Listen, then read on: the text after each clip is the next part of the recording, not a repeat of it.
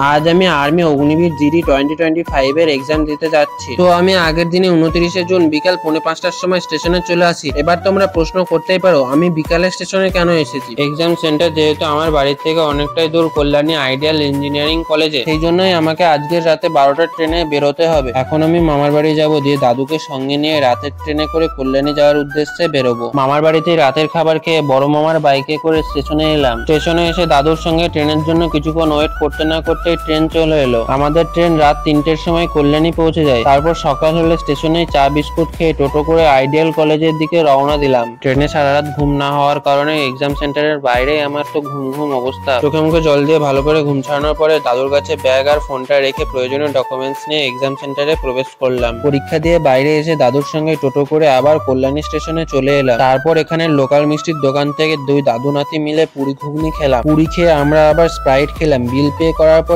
আমরা টিকিট কাউন্টারের থেকে টিকিট কিনে ঝিরঝিরে বৃষ্টির মধ্যে দিয়ে আবার স্টেশনে চলে এলাম। আমাদের ট্রেনের টাইম ছিল 11:30। এই ট্রেনটা বেলডাঙ্গা পৌঁছাবে 3টের সময়। তারপর ক্লান্ত শরীরে বাড়ি ফিরে স্নান করে দীর্ঘ ঘুম দিলাম। আশা করি তোমাদের আমার ভিডিওটা ভালো লাগলো। তো নেক্সট ভিডিও নোটিফিকেশন পেতে চ্যানেলটাকে সাবস্ক্রাইব এন্ড ভিডিওটাকে লাইক করো।